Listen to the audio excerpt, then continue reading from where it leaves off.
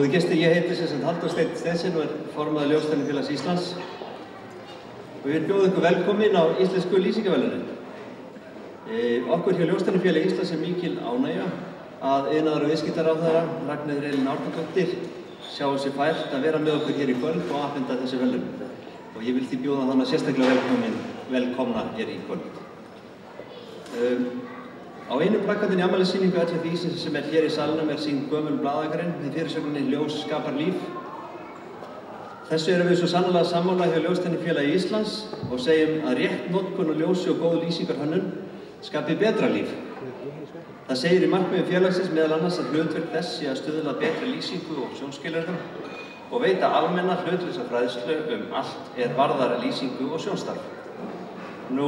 Af því ég vil gjarnan nota tækifærið og benda gestum á nýútkominn bækling sem heitir Góð lýsing á heimilinu og þarna á einhverjum af þessum borðum hér í kring og benda ykkur á að pikka hann upp og kíkja í gegnum hann. Við erum nokkuð stolt af þessu bæklingi og endilega viljum við að þið nýtið ykkur hann. Afhending Íslensku lýsingaverðlaunanna á vinsælli hátíð sem vetrarhátíð Reykjavíkur á samkomu sem þessari hluti af ofangreindu markmiði félagsins að okkar dómi. Með því vekjum við athygli á félaginu okkar, ljósinu og mikilvægi fagmennsku í lýsingarhönnun. Þessu til viðbótar árið 2015 alþjóðlegt ár ljóssins hjá Sameinuðu þjóðunum og UNESCO og því vel við hæfi að fara af stað með stóra viðburð sem þennan. Ég vil nota tækifærið og þakka dómnefndinni okkar fyrir sín störf. Í henni sitja Sigríður Sigþórsdóttir arkitekt, Dagný Bjarnadóttir landslagsarkitekt og Örn Guðmundsson rammasagnfræðingur. Örn félagi í LFÍ og formaður dómnefndar. Stjórn Ljósstæknifélagsins taldi mikilvægt að skipa þverfaglega dómnefnd til að undirstrika að góð lýsingarhönnun verður ekki til án skilnings og samstarfs við aðrar fagstéttir. Það okkar von að þau skilaboð komist vel áfram. Við erum stödd hér í Perlunni og hér ýmislegt í gangi eins og hefur sjálfsagt ekki farið fram hjá neinum. Ég vil koma á framfæri sérstöku þakklæti til Reykjavíkurborgar fyrir að gefa okkur aðgang að þessu frábæra húsi og samstarfi vetrarhátíð Reykjavíkur. Starfsfólk lýsingadeildar Verkís hefur unnið hér hörðum höndum með starfsmönnum Jóhanns Ólafssonar og kó með að koma húsinu í þennan fína veislubúning og ég vil þakka því kærlega fyrir að sameinast þetta verkefni. Við viljum þakka samtökum iðnaðarins og S.K. Jónssoni fyrir að styrkja sýningu kvikmyndina Iceland Aurora sem gefin út af hönnunarstofunni Borgarmynd og verður sýnd hér inn í tómatangi strax að verðlauna að lokinu. Þessum vinskið verður ekki lýst öðruvísi sem veislu fyrir auga þannig að við hefum heilmikið gott fyrir vændum. Ég ætla ekki að hafa þetta lengra. Framundan skemmtilegt kvöld. Ég óska öllum gestum góðrar skemmtunar. Ég vil bjóða næstan upp á svið Marko Sótis, arkitekt sem hefur getið sér gott orð meðal hans fyrir ljósinnsetningar sínar.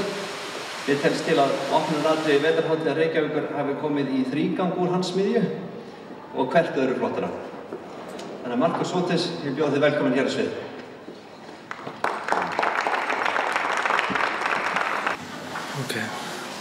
Hæ. Takk kærlega fyrir að bjóða mér að koma hér og kynna verkið minn. Ég heiti Marcos og ég spænskur, tala bara smá íslensku. Þannig að mér finnst mér að kynna verkið mitt á íslensku, ég switcha bara á ensku. As Halldór said, I'm an architect and I work for the office Basalt Architects. I'm one of 3 partners.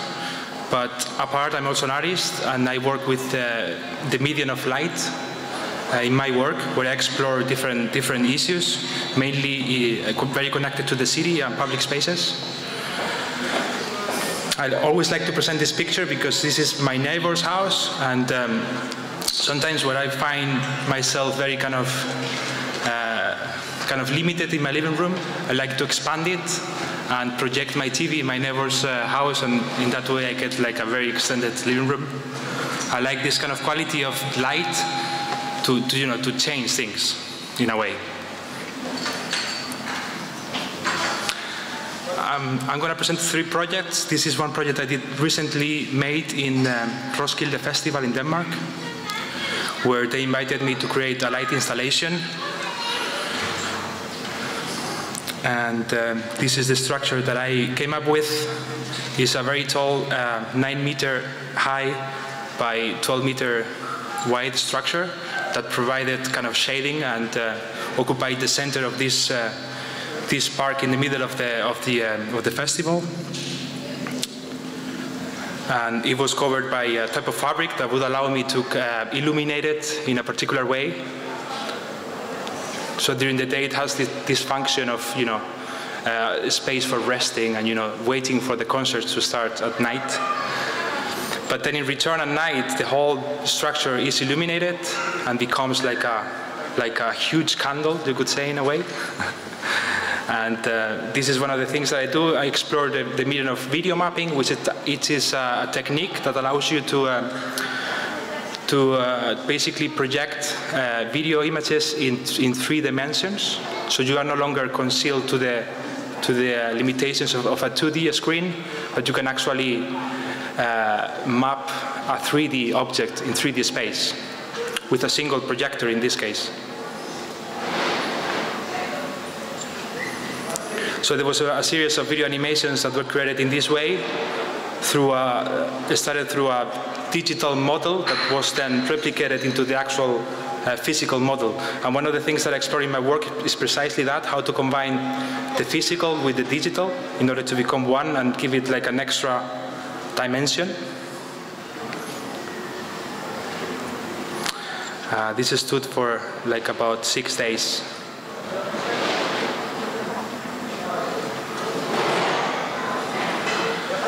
Another more recent project, kind of like another iteration of this idea, working with scaffolding and lighting, is a project I recently completed in Toronto, in Canada, as part of this very large art festival called Nuit Blanche, where they invited me to come up with a large installation for a particular space in the city. I really like this picture because this describes very much what the project is. It's basically a labyrinth, and you all know this image from the film The Shining. And labyrinths have really interesting qualities. They can express fear in this case, or adventure, or places to meet somebody else. So I like to work with this idea of the labyrinth, of the maze in this case. And these are some of the plans that were later built. It is a 16 by 18 meter structure, basically about 300 square meters. And it was built also using scaffolding, so it's very lightweight, very cheap in that way, and easy to construct, to put and take down. This is one of the first kind of renders showing the idea of the whole structure being a whole, but also being like very transparent and being able to see through. I like this quality of scaffolding and fabric because it allows you to kind of see the different layers. You start seeing kind of shadows, and that's very interesting. So the space was a parking lot in downtown Toronto, very, very central, with many buildings in construction. It's an area that is changing very much. So also the contrast between that and the scaffolding fitted very well. In this image, at daytime, you can see how the light kind of goes through the whole structure and creates these multi-layered things inside it, which is very, very interesting.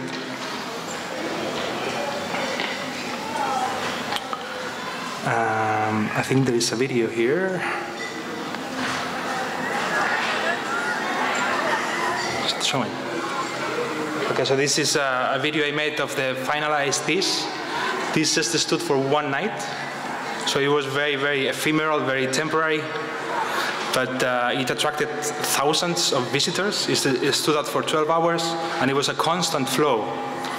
And the nice thing is that because the way it was designed is that it would allow for different experiences through the labyrinth, so you could choose different paths.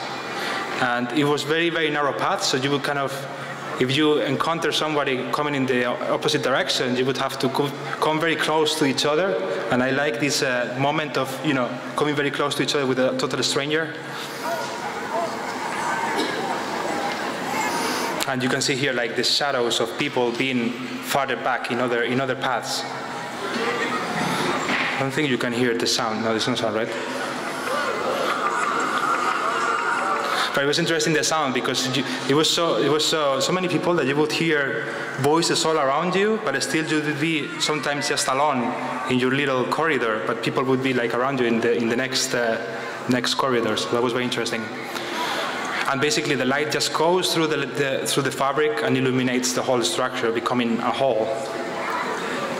And for the graphics, I developed let's say an algorithm that kind of allows to transform itself constantly. So it's constantly evolving and morphing into something else. It's not repeating itself, which is the interesting thing.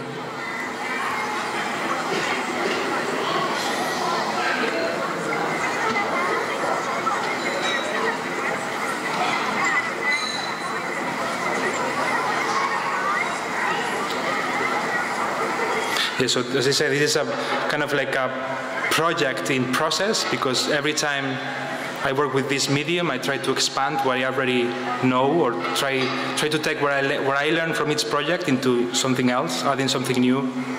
And I'm very, very interested in the idea of participation or interaction, allowing basically the audience to become part of the project. So it's not something that you just look at, but actually how can you involve the audience to become participants.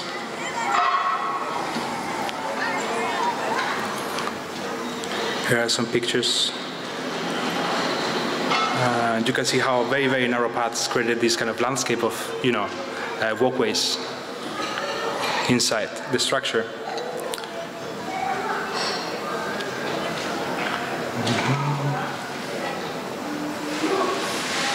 I like this picture very much. Somebody just came inside wearing these dresses, and it kind of resumes the idea of the labyrinth being this kind of magical environment.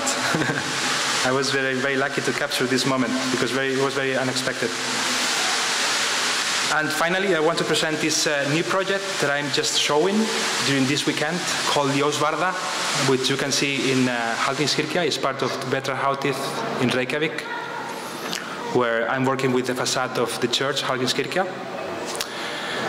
And one of the kind of detonators of this project, you can see in this picture, which I think is very, very relevant to the project.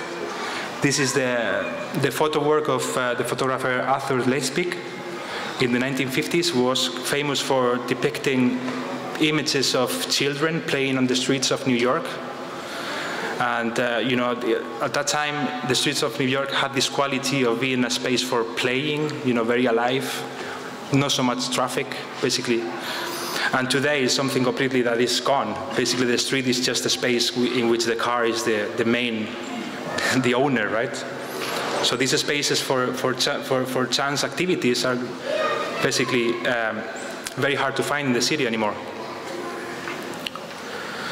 So in a way, looking into that, I wanted to kind of explore this idea and how I could allow the children to kind of take over a particular space in the city, in this case the facade of the church. And also very interesting, well, I have to say I have 3 kids. One of my kids is 5 years old, and he goes to Leikskóli Granaborg, which is very close by the church. So he often comes with amazing drawings of the church, and it's really interesting to see how kids kind of see their own environment. So I decided to kind of work with that and give it a new scale, transforming it from the scale of the little sketch to the kind of urban, in this case, very, very huge. So I approached the school, Granaborg, and they were very interested in working with me. So we started a process in which I would give them a series of templates, and they would draw their own drawings. The kids, these are kids from 3 to 5 years old, so all different types of drawings, as you can see.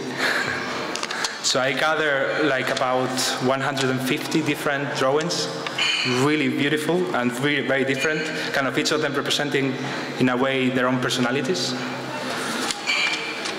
At the same time, I collaborated with 6 students in the dance department at Lista Háskóli Íslands.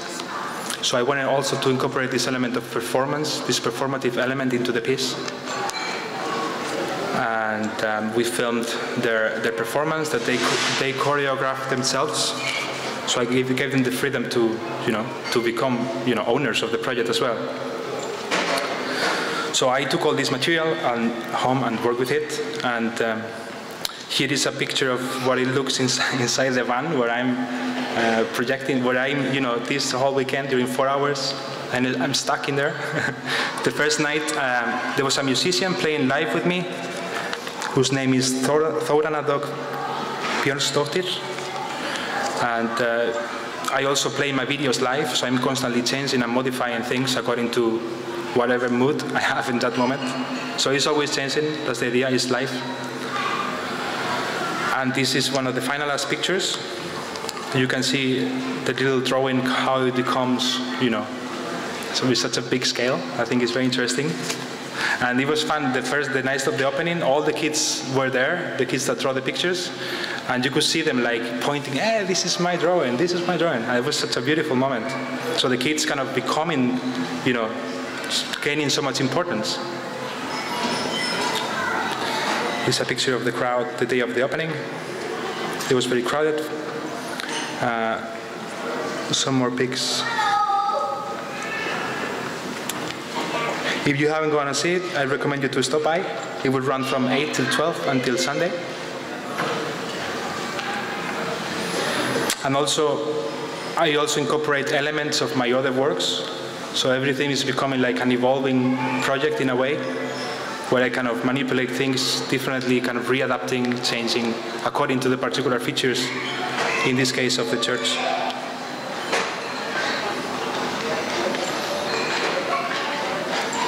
Thank you. Thank you very much. That's my last.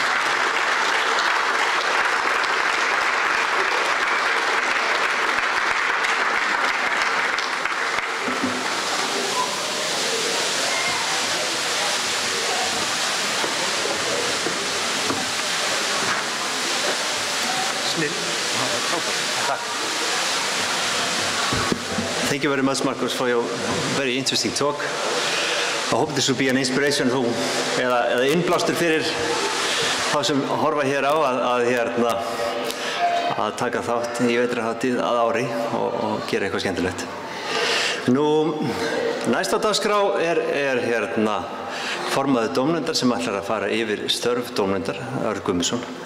Ég ætla að biðja hann að stíga hér á svið, en ég ætla jafnframt að biðja Sigríði Sigþórsdóttur og Dagnýju Bjarnadóttur sem voru einnig í dómnefnd að koma hér og taka við smá þakklætisvotti frá stjórn Klóstarfélagsins.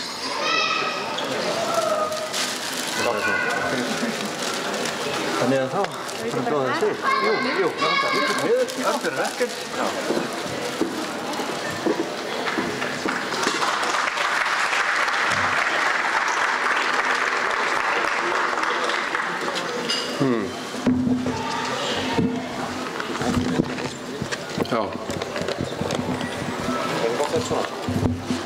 Aðeins neður. Þetta er gott.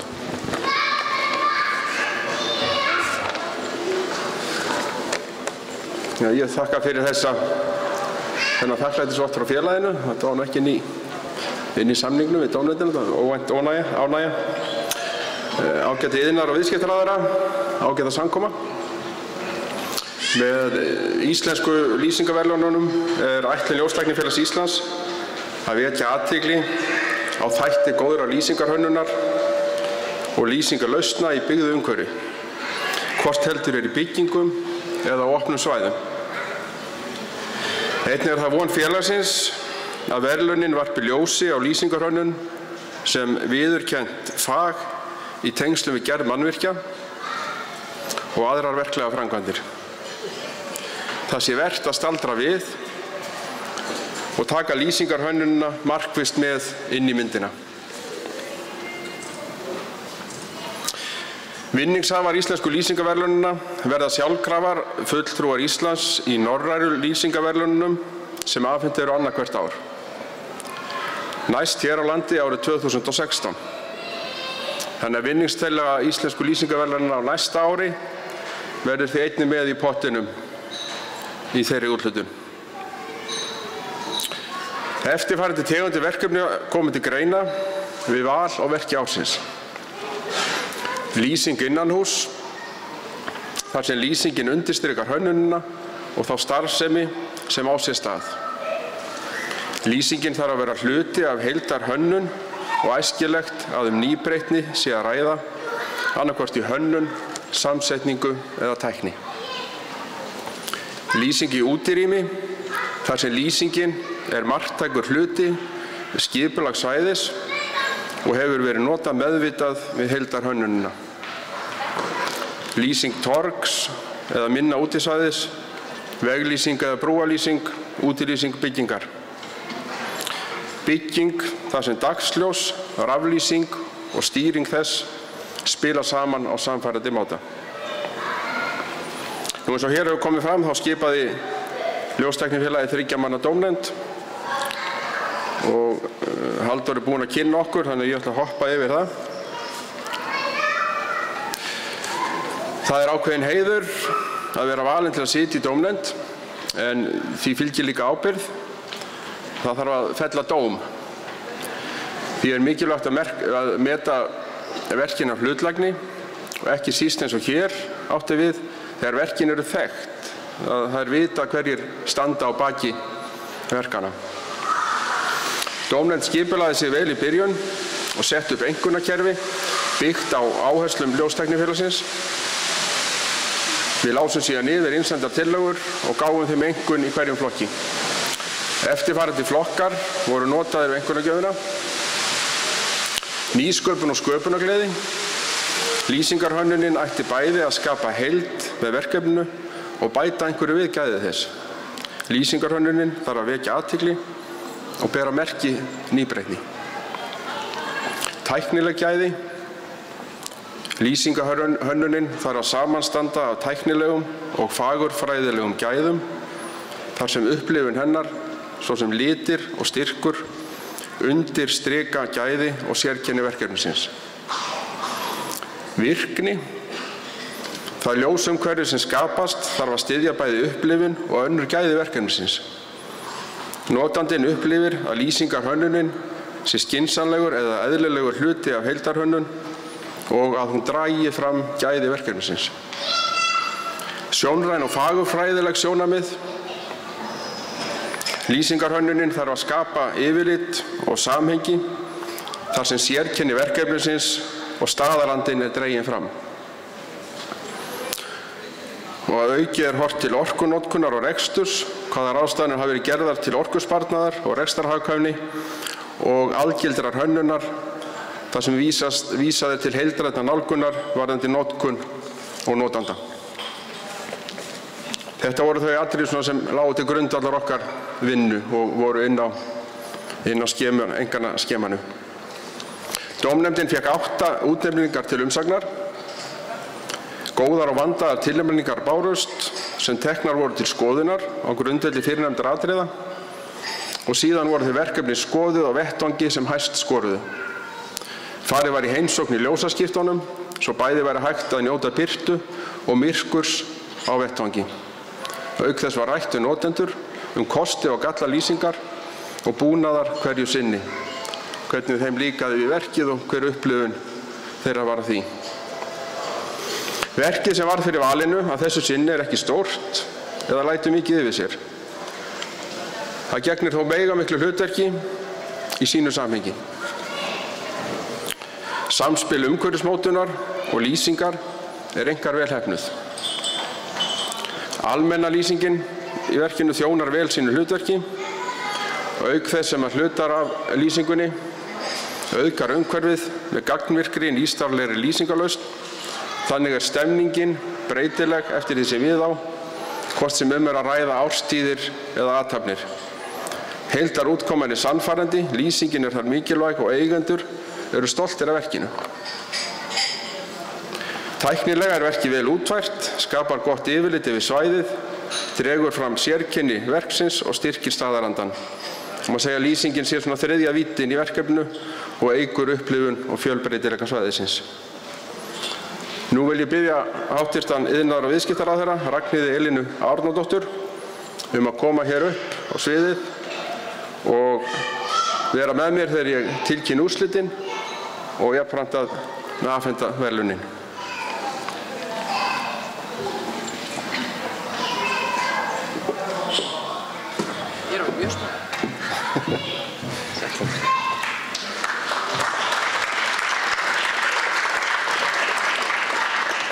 Það er með ánægju að ég kynni fyrir hönd Ljóstæknifélagsins að íslensku lýsingaverðlaunin í ár renna til verkefnisins Akratorg.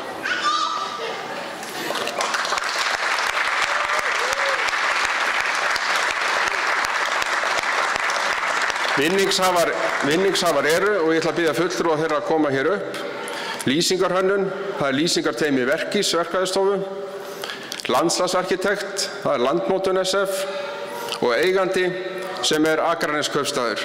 Ég vil biðja fulltrúa þessara aðila að koma hér upp og veita móttöku verðlaununum. Hvar eru verðlaunin?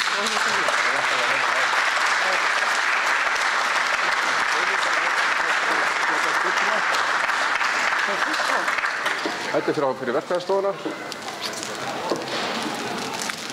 Það fyrir Verkís verkfræðistofu, svo það fyrir... Eru þið saman? Svo fyrir hönd Landmótunar. Gjörðu svo vel. Þið saman? Ég óttan ég ætla að vera með önnu hérna. Heyrðu bara að gera það ekki. Gjörðu svo. Koma í hann kappin. Og auki hérna ef verkfræðið það koma hérna hafðherri. Það koma hér. Og auki hérna sköldi sem að Guðjón ætlar að taka þig. Þá ætla ég að bjóða þig. Þakka þér fyrir. Gjörðu svo vel. Takk fyrir. Innilega til hamingi. Þakka þér fyrir.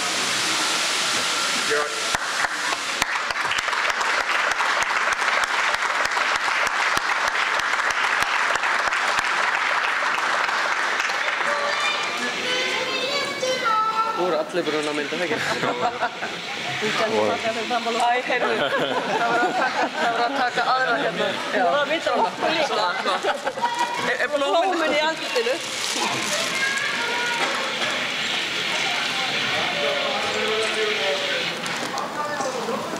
Nú er allir búin að taka. Reynir. Björgvin. Bara út af flott. Það er ekki. Ágætu gestir og kæru verðlaunahafar. Ég vil nú óska ykkur til hamingju með þessi glæsilegu verðlaun og ég sé að ég þarf að fara að gera mér ferð í ljósaskiptunum upp á Skaga. Það er alveg klárt, setjum það í planið. En ég vil óska ykkur sérstaklega til hamingju og ég vil þakka kærlega fyrir það tækifæri að fá að vera hérna með ykkur. Gaman að sjá hversu margir eru komnir hérna í dag og skemmtilegt að þetta sé sett svona saman með vetrarhátíðinni, vel til fundið. Þannig að ég sem ráðherra orkumála, mér finnst heiður að fá að vera hérna með ykkur og mér finnst líka gaman að hlusta á lýsingarnar hjá formanni dómnefndar, þar sem að orkusparnaður og orkunýtni er einn af þáttunum sem að tekið tillit til. Það er mikilvægt að huga þessu öllu saman í samhengi. Þannig ég vil óska ykkur öllum innilega til hamingju með verðlaunin sem að verður væntanlega ykkur hér öðrum til hvatningar til þess að koma með í pottinn á næsta ári. Takk fyrir mig.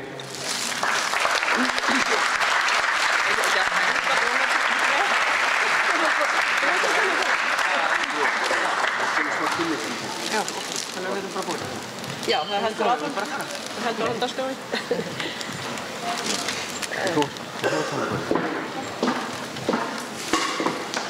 Nú ætlar hérna Guðjón L. Sigurðsson fyrir hönd hópsins að kynna verkið stutt fyrir okkur. Gjörðu vel, Guðjón. Takk.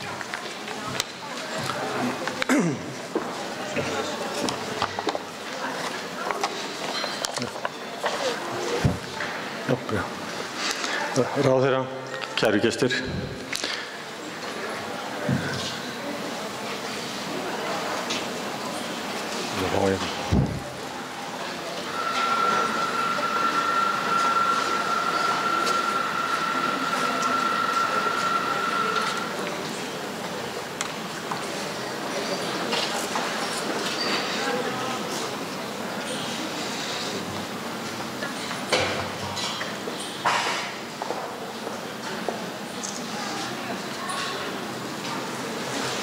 Svona, það er komið.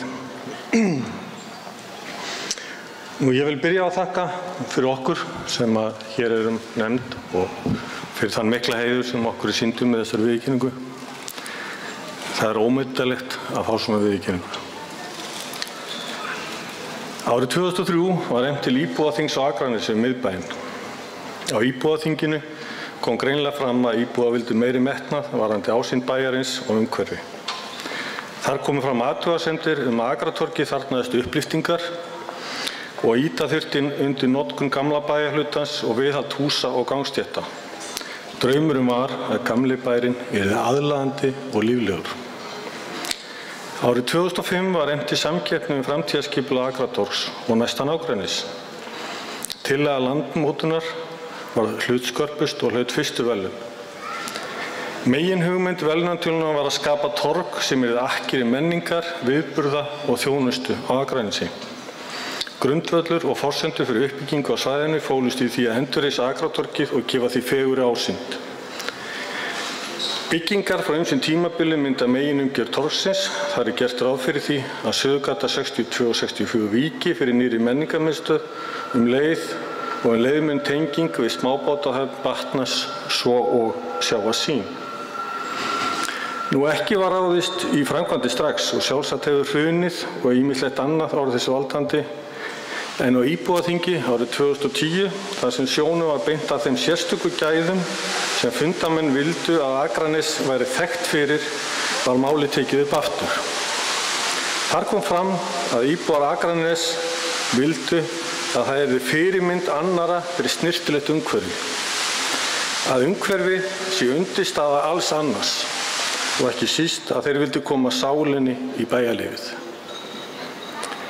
Deiliskipulag Akratorgsreitsins var unnið á grundvelli samkeppnistillögu landmótunar og var samþykkt í bæjarstjórn í júní 2013. Í kjölfarið var hafist handa við hönnun torgsins í samvinnu við bæjaryfirvöld og 21. júní 2013 var verkvískallað til verksins vegna þess að ákveðið var að vinna markvisst með lýsingu á svæðinu og leggja sérstaka áherslu á vetrarlýsingu.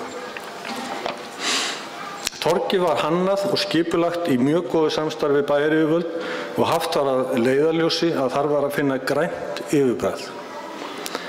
Á torginu var eitt af helstu táknum bæjarins, sjómaðurinn, eftir Martin Guðmundsson og þurfti að gæta þess að hann fengi áfram þann sess sem honum ber. Lítið svið var sett upp við enda torgsins með góðum tengingum við hljóðkerfi og rafmagn sem gefur mikla möguleika til aukinnar notkunar á torginu. Á torginu var líka komið fyrir gosbrunni sem hefur vakið mikla athygli og þá sérstaklega hjá yngstu kynslóðinni sem nýtu þess að reyna að komast í gegnum hann án þess að blotna. Þessi gosbrunnur fyrsti sinnar tegundar hér á landi svo vitað sé. Framkvæmdir við endurgerð torgsins voru boðnar út seinni hluta árs 2013 og var torgið vígt 17. júní 2014. Þó svo að vígsla torgsins færi fram á þjóðhátíðardaginn 2014 var framkvæmdum ekki að fullu lokið því enn átti eftir að koma fyrir ljósabúnaði á þá staura sem komnir voru upp. Oft það svo á svona tímapunktum að allir peningar eru búnir og ekki til fjármagn til að ljúka við innkaup og uppsetningu á lampabúnaði, þrátt fyrir að gert hafi verið ráð fyrir því í kostnaðaráætlun. Hvort það var reyndin í þessu verki veit ég ekki, en ef ekki hefði verið fyrir staðfestu bæjaryfirvalda að ljúka verkinu eins og til stóð, þá stæðum við ekki hér í dag. Það voru ófá símtölin og tölvupóstarnir sem fóru á milli til þess að fullvissa menn að kostnaðaráætlun myndi halda þótt gengi yrði alla leið varðandi möguleika ljósa og stýringar. Tíminn vann líka með okkur vegna þess að þróun stjórnbúnaðar og ljóstvista svo hröð að erfitt að festa auga á henni, auk þess sem verð á búnaði nánast í frjálsu falli. Allur ljósabúnaður frá fyrirtækinu Jóhann Rönning og framleiddur af fyrirtækinu Þorn sem áratuga reynslu af framleiðslu lampabúnaðar sem hefur verið notað hér á landi síðustu áratugi. Lamparnir á Akratorgi voru þó svo ferskir að þeir voru fyrstu lampar sinna tegunda sem fyrirtæki framleiddi og voru settir upp í heiminum. Nýr ljósabúnaður var síðan vígður á degi bleiku slaufunnar í október á síðasta ári. Hægt að stýra honum í gegnum þráðlaust net með spjaldtölvu og auðveldar það allar stillingar því auðvelt að stilla liti og styrk ljóssins þegar staðið út af miðjutorgi og upplifa stemminguna leið og ýttur á takkana í spjaldtölvunni. Þetta fyrsta torgið á Íslandi sem með litskiptum LED-ljósum sem hægt að breyta vild og skapa þá stemmingu sem við á hverju sinni. Þetta raun fyrsta sinn sem varanleg lýsing af þessu tagi sett upp hér á landi en henni stjórnað af þráðlausri spjaldtölvu. Og hægt að lýsa upp sviðið, styttuna sjómannum eða gosbrunnin, þá einnig hægt að kalla fram alla liti og tímastilla ljósin. Þannig mætti til dæmis hafa aðeins eina lýsingu á göngulögum og styttu á nóttunni og dempa hana svo yfir blá nóttina, sagði Regína Ásvaldsdóttir, bæjarstjóri Akraneskaustar í samtali við Skessuhorn á vígsludegi lýsingarinnar. Nú lampar frá sama framleiðanda á gangstígum torfsins og eru þeir með málmhalligum peru. Útlit þeirra og ljósgæði ætlað til að skapa stemming á torgum og í miðbæ Kjörnum og að liður í endurhönnun lýsingarinnar og þeim karakter sem bæjaryfirvöld vilja setja sér varðandi útlit og virkni lýsingabúnaðar þar sem fagurfræði spila stórt hlutverk. Miðbærinn og torgið eru hjarta hvers bæjarfélags og á Akranesi nú lögð mikil áhersla á að gera svæði sem allra best fyrir íbúana og þá sem heimsækja bæinn og eiga leið þar Endurgerð torgsins liður í þeirri uppbyggingu. Torgið nú orðinn einn helsti vettvangur fyrir alls konar uppákomur allt árið kring. Það mikið aðdráttarafl sem mótstaður fyrir alla aldurshópa, bæði til leiks og til að njóta og margbreytileg lýsingin á þar stóran þátt í því. Takk fyrir.